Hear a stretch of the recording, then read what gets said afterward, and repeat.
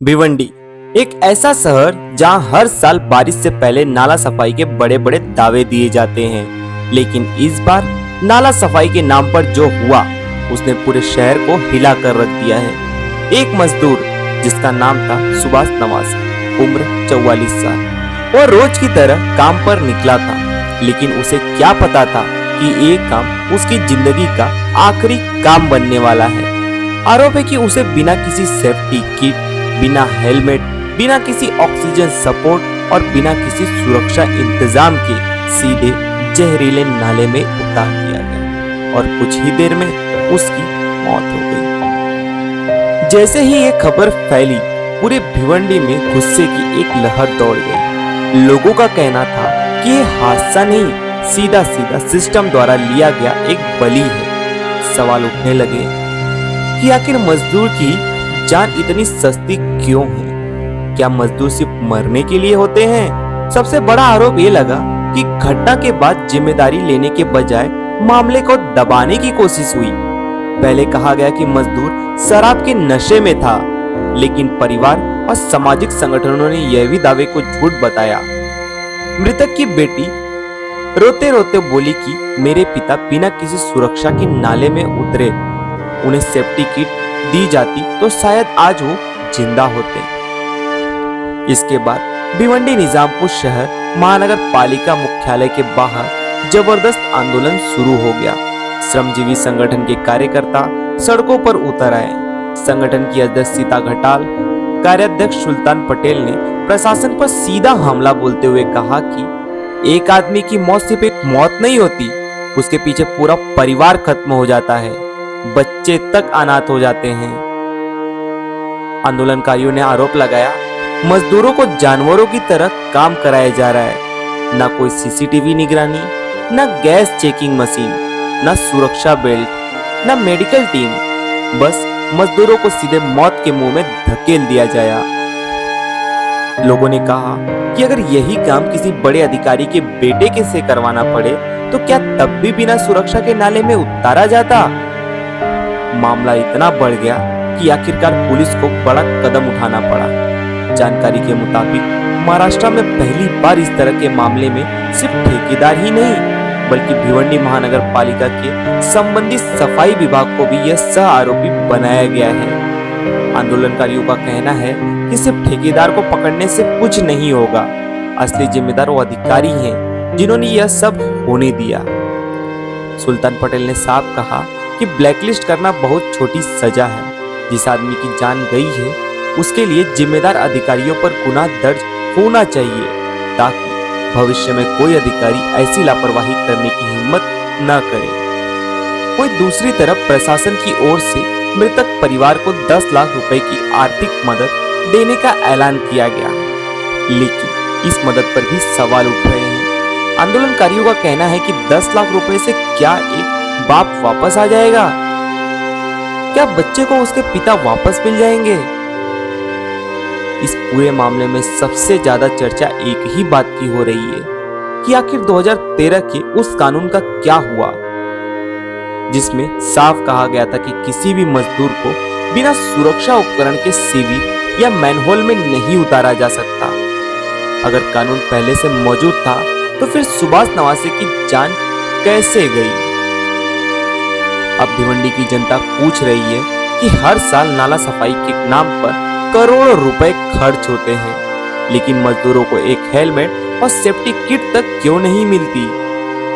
क्या सिस्टम सिर्फ tender pass करने और फोटो खिंचवाने तक सीमित रह गया है? फिलहाल इस घटना के बाद पूरे शहर में भारी नाराजगी है। सोशल मीडिया पर लोग लगातार न्याय की मांग कर रहे हैं। कई लोगों का कहना है कि अगर इस बार भी जिम्मेदार अधिकारियों पर सख्त कार्रवाई नहीं हुई तो भविष्य में फिर किसी मजदूर की लाश इसी तरह किसी नाले से बाहर निकाली जाएगी। अब देखना होगा कि यह मामला सिर्फ कुछ दिनों तक की सुर्खियों में बना रहता है या फिर सच में भिवंडी में मजदूरों की सुरक्षा को लेकर कोई बड़ा बदलाव देखने को मिलेगा। आज जो भिवंडी महानगर पालिका में दुर्घटना घटी है उसके लिए पहला तो श्रमजीवी संगठन की तरफ से हम दुखद व्यक्त करते हैं, और दूसरा विषय कि जो महाराष्ट्र में जो एक कायदा है 2013 में बनाया गया, जो महिला आप हाथ से नहीं उठा सकते, वो कायदे की अमलबजावनी करने के लिए फर्स्ट टाइम महाराष्ट्र में भिवंडी महानगर पालिका के हद में जो पुलिस स्टेशन आता है, वो पुलिस स्टेशन ने ये गुना दाखिल किया है। मुझे लगता है ये महाराष्ट्र का पहला गुना दाखिल हुआ है। मैं पुलिस का धन्यवाद मानता हूँ कि उन्होंने इस चीज़ को सीरियसनेस लिया है कि ऐसा वापस कभी हादसा नहीं होना चाहिए जिससे एक गरीब बच्चे की जान जाए और उसके बच्चे अनाथ हो जाए, ऐसा नहीं होना चाहिए। जिस तरह देखा जाए शासन द्वारा 10 लाख का यहाँ पे मदद किया गया है, उसको लेकर क्या कहना चाहेंगे? 10 लाख की टूटपूंजी मदद ठीक है अभी बच्चे के लिए उतना, लेकिन बाप तो वापस नहीं आ सकता है। मैं चाहता हूँ कि ऐसा कोई भी सुभाष ना जाए। इसके लिए ये गुना अधिकारियों पे ही दाखिल होना चाहिए कि दूसरी बार कोई अधिकारी ऐसी हरकत नहीं करे और वही खुद आके उसके ऊपर देख रेख करे। ना सीसीटीवी था, ना उनके पास कोई उनका सर्वेक्षण करने के लिए उनका किट था, कुछ नहीं, और ऐसे ही नाके से लाके वो कामगार को काम किया जा रहा था। कॉन्ट्रैक्टर को लेकर क्या कहेंगे? कॉन्ट्रैक्टर तो इसमें गुनाहगार ही है, लेकिन उसके साथ जो सबसे बड़े गुनाहगार वो है जिन्होंने ये करने दिया। ऐसे ही लोगों की जान कॉन्ट्रैक्टर के ऊपर डाल के ये अधिकारी छूटते हैं। हम बोलते हैं इनको सजा होनी चाहिए, तो दूसरा कोई कॉन्ट्रैक्टर ऐसा नहीं करेगा। क्या अधिकारियों के ऊपर एफआईआर होगी? एफआईआर होगी ना, महानगर पालिका पे एफआईआर हुई, में संबंधित विभाग के ऊपर एफआईआर हुई है ना। ये एफआईआर में संबंधित किसको बना गया? कॉन्ट्रैक्टर बना गया है, संबंधित भिवंडी निजामपुर शहर महानगर पालिका सफाई विभाग। कॉन्ट्रैक्टर तो काम करके निकल जाएगा, इसीलिए तो हमने गुना दाखिल कॉन्ट्रैक्टर पे करके साथ में उसमें सह आरोपी में हमने महानगर पालिका को बनाया। कॉन्ट्रैक्टर ब्लैक लिस्ट किया जाएगा क्या? ब्लैक लिस्ट तो अभी इसका तो खत्म, मुझे तो लगता है ब्लैक लिस्ट तो बहुत छोटी सी बात है। उसके ऊपर गुना दाखिल होगा तो ऑटोमेटिक को ब्लैक लिस्ट ही होना है, लेकिन हमारी मांग उसको ब्लैक लिस्ट करने से ज़्यादा ये लोगों के ऊपर जो एक आदमी की जान गई है, मैं बोलता हूँ वो जान गई है, इसके लिए इनके ऊपर गुना दाखिल होना चाहिए कि इसके जो जो जिम्मेदार अधिकारी है सबके ऊपर गुना दाखिल होना चाहिए। म्हणजे याचं आंदोलनानंतर आपण आयुक्तांना भेटले, काय म्हणजे आश्वासन त्यांनी? एक तर नमस्ते, ही घटनाच खेददायक आहे आणि म्हणजे आपल्यासाठी ही खरं म्हणजे संतापजनक आणि वेदनादायक अशी घटना आहे की आमच्या आदिवासी बांधवांना एखाद्या गुराढोरासारखं इथे आणलं जातं, त्यांना कामाला लावलं जातं, त्यांना कुठल्याही प्रकारचं सेफ्टी किट दिलं जात नाही आणि त्यांच्याकडनं कमी ह्याच्यामध्ये हे काम करून घेतलं जातं की कमी मजुरी द्यायला लागते म्हणून असे आमच्या आदिवासी बांधवांचे हे असे बळी दिले जातात. हा व्यवस्थेने घेतलेला बळी आहे. याच्यामध्ये एक असं आहे की आजची म्हणजे काल ज्या भूमिकेमध्ये सरकार होतं किंवा इथलं प्रशासन होतं ते आम्हाला खूप वाईट वाटलं, कारण पोलिसांकडे पण जो गुन्हा दाखल झाला होता, ADR दाखल झाला होता, त्याच्यामध्ये की तो दारू पिऊन त्याचा मृत्यू झाला, पण हे लिहिलं नाही त्याचं काम करून मृत्यू झाला म्हणून. तर आजचं पण कालच्यापेक्षा आज पोलिसांनी खूप त्यांची चांगली भूमिका इथे मांडली आणि इथले जे म्हणजे आशुतोष ठुंबरे साहेब असतील त्यांचं मनापासून आभार, DCP साहेब आहेत त्यांचंसुद्धा मनापासून आभार, आणि राठोड साहेबांनी इथे जे सुलतानभाईंनी जसं उल्लेख केला की महाराष्ट्रातला हा पहिला गुन्हा असेल की जो अशा प्रकारे दाखल झालेला आहे, तर त्यांचेही मनापासून आभार व्यक्त करते.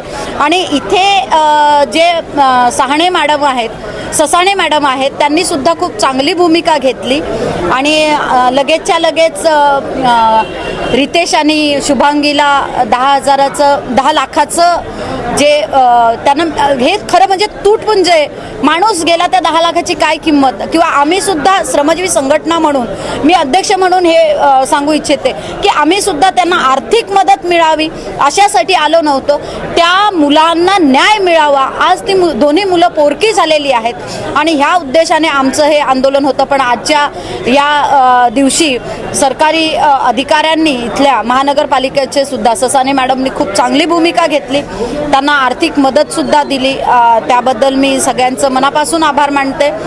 पण पुढे ह्या प्रकारे कुठल्याही असं आमच्या भावाला कुठलाही सुभाष असा मृत्युमुखी पडायला नको, त्याच्या बाबतीत असं कधीही व्हायला नको म्हणून आम्ही इथे महानगरपालिकेला तशी निवेदन दिलेलं आहे की यापुढे कुठल्याही कामगाराला सेफ्टी किट दिल्याशिवाय किंवा जे नियमात बसणार आहे त्या नियमानुसार असं कोणालाही मॅनहोलमध्ये उतरवू नये आणि त्याचा असा निष्पाप बळी देऊ नये. हा खरं म्हणजे मी सांगेन जाता जाता की हा व्यवस्थेने घेतलेला बळी आहे. पण आज व्यवस्थेने थोडेफार संवेदनशीलपणा वापरून संवेदनशीलपणा दाखवून आणि ही थोडी तुटपुंजी मदत केलेली आहे ह्या दोन्ही मुलांना आणि गुन्हाही दाखल झालेला आहे. त्याबद्दल मी सगळ्यांचे आभार मानेन आणि खास करून आपले पत्रकार बंधू, आपण ह्या प्रकरणाला आपण जे काही दिशा दिली आणि त्याबद्दल हे लवकरात लवकर हे प्रकरण मिटलं त्याबद्दल मी आपले सुद्धा सगळ्यांचे मनापासून आभार मानते श्रमजीवी संघटनेची अध्यक्ष म्हणून. आणि एकूणच ही जी अशी घटना आहे ही पुन्हा कधी होऊ नये ही आशा बाळगते. नमस्ते.